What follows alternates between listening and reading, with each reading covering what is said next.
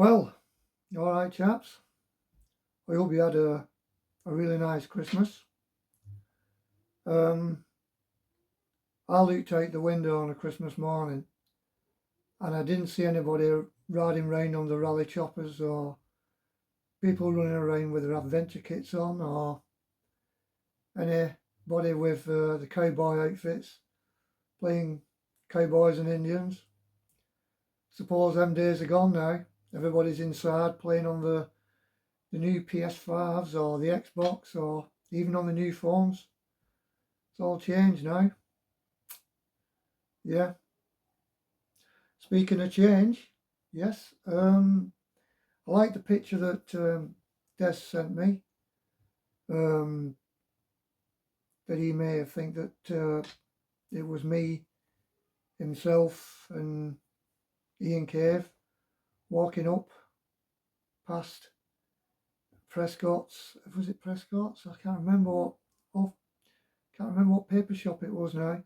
Going up towards where the Horseshoe Hotel was in Scholes. I think maybe it was possibly us. Yeah. When you look really carefully, I think it was us. Yeah. I don't think anybody else looked like us at that time. It could have only been us. But it's nice for them to capture that. It's a good picture. The only picture I have of Ian Cave is when he came on holiday with us, me and Mum and Dad, on Norfolk Broads boating holiday many, many years ago. I think it was around 1979 it was. Yeah, 1979. We had a great time. And the only picture I have is when we're both on the boat. It's a really good picture and I've kept that ever since. I've actually got the proper picture in my album. Probably the only one I had. It's annoying really, isn't it? Imagine all the technology we have today, how much we could have kept and transferred onto little devices, like all the films that we did, even just being together, meeting up, going out, doing things, doing places, whatever, all just transferred onto a little USB stick or on a DVD, CD, or even on our phones that we have today. It's really annoying how much we could have saved, how much we could have kept. It really is a shame. I mean, regarding Time Ghost 2, Time Killer, our very first, very old films. I really miss them two films very much. I really do. I wish there was a way we could have kept hold of them two films. There was so much we put into it. I was fascinated in filmmaking. I was fascinated in how we could actually make ourselves into movie stars. It was like a big thing to me, really big thing to me. And how we could like use special effects that we used and our visual effects that we used. Very, very, very underrated today. I mean, what they're using today, it's unbelievable what we came out with, what we did on our own, what we thought of. Like, I remember we was transferring from one time to another. We just put a drinking glass, and we put it over the lens of the camera, and we pointed it towards the TV when it wasn't on a station, when it was all fuzzy. And it just looked like a time tunnel. And for us to come up with something like that, it's unbelievable. It really is. It really is. Yeah, I enjoy doing them two films. But what have we've done since then? We've done a lot. A lot of us have done a lot.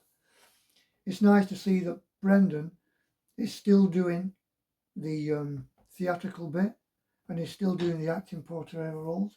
It is really good that he's carried on with that because Brendan was a fantastic actor. Whatever films we put him in, whatever situation we put him in, whatever character role we gave him, he did it really well. Lawrence Knight in Holy Night, Mr. Fleming in Time Ghost the remake. He was just superb, really good. Them two alone, whatever he's done before, I don't know, but them two alone was fantastic. He did the part really well, stood out from the rest. I mean, I tried to act as best as I possibly could. Found it a bit difficult because I had such a broad accent, so I couldn't, but he could pick up any accent. Derek, yourself, you've done really well. All the films that you've been in the past. Ascension, then you did one called Inbred, all on DVDs now. In fact, I've actually got the DVD of Inbred that he was in, and I thoroughly enjoyed it, and you did a great part in it. It was a good part. These are really good things that we went on to. Now, me and Kev, we had a little octennial project. I don't know how it happened. I think one day I was sat at home when I used to live in Porlock Close, and I was sat at home and I was with my son Gary, and he got to be able to use the camera, just putting it on and taking it off, but looking through, making sure I was in shot. And I started to write something. I thought on the same guidelines as Time Ghost, but a bit of an expansion bit to it, where James Roberts, the main character, becomes the actual head of the organisation. So I had him as a nasty person, really. Bringing in Kev, who would be the hero type. So yeah, the Octennial project was really good. I enjoyed doing them. We did about 3 films. We did Octennial, the first film, then we did Octennial Hunt to Kill, and then the third and final one, Dominion Day, which unfortunately we couldn't complete. We ran into some difficulties, and obviously the music that we used was also copyright infringement, so I was struggling a bit with the music side of things, but we used our own kind of music just to get it done, and I've still got the DVDs now.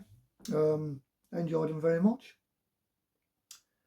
and it's great that we're still that same frame of mind. We haven't changed in that respect. We still like the movie making type of thing, and all the fun that we had surrounding it. We're still in the same mind to do that after all these years, and that's why I'm looking forward to it so much. For when we all get back together, we can have a good crack and enjoy, have a laugh, all about what we did, but also have a look at what we did and compare it to how it could have been done today. That'll be interesting to see how we did things then, how we managed it, and what we had to scrimp and scrape to actually get that particular scene done, and how easily it would have been done today with the technology that we have today. Say, oh, we could have done that this way, could have done that way. That'll be interesting as well. Yeah, I can't wait till we all meet up. I'm really looking forward to it.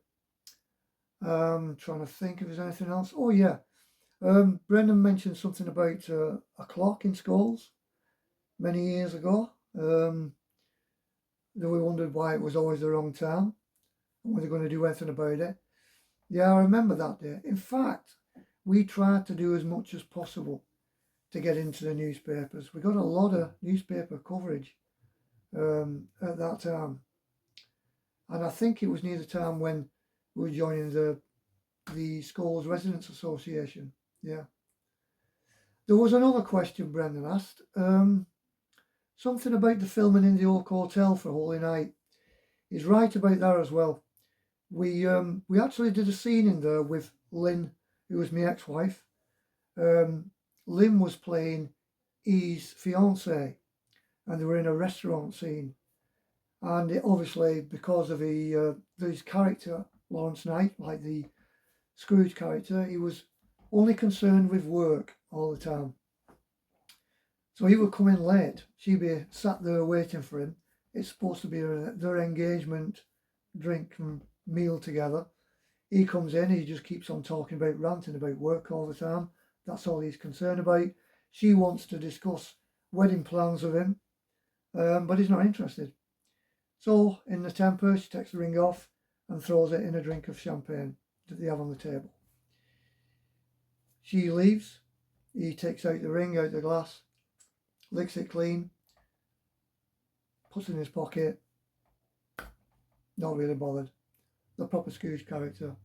Yeah, I remember doing that scene. And there was